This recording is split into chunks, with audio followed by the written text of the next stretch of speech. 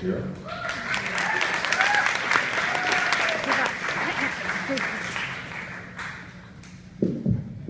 My mother always told me that I could help it, that getting rid of ADHD was like ripping off a Band-Aid. It hurts, but it goes away.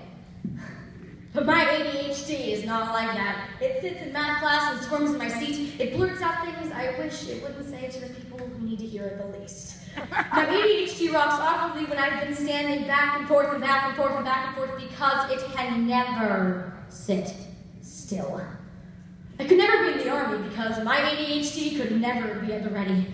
I could never be a surgeon, a steady hand, really. Teacher, mathematician, mechanic, yeah, ADHD won't do those jobs. It controls my life like a puppet on strings. It decides when I go to sleep, never, and when I wake up. ADHD never lets me do my homework. It sees the TV, the phone, the notebook. Oh, look, a squirrel. When I take a test, ADHD turns my brain into a coffee crate, spilling out ideas and opinions so fast the rest of me can't keep up. So, I don't have anything to write at all. My head is like a roller coaster speeding down a hill, faster, faster, faster, faster, faster. It twists back and forth and upside down, and ADHD is the control panel.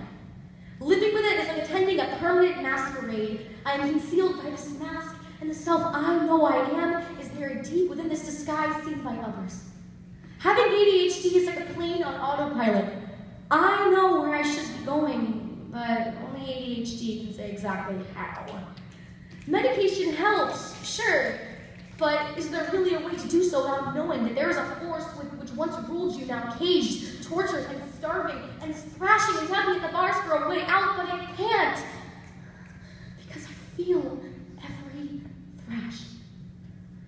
My daily life consists of the usual, and wait, what was I in here for again? I get comments such as, do you have an off switch? And that goes on something. Or, hey, wake up. But, of course, I would do the same with the shoe on the other foot.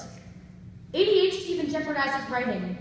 Just when I think that for once I can write something truly beautiful, my ideas become lost among all the others in some endless black hole sector of my brain where they are long forgotten until they are ready to be found. But when they are found, they are never the same. Somehow ADHD can turn happiness into heartbreak, and pure love into darkness. It can make a poem without rain become a poem without the sun, and sly cats are suddenly vicious tigers, and a poem about lost love can become a poem about moving on, and ADHD does all that. My brain is like a vacuum, sucking up every last ounce of information that it can fit, but then it's just all becomes a big intertwined mess. My mother always told me that I could help it, but I can't. But if all of our problems were packed into a suitcase, would you trade yours with anyone? Because I wouldn't.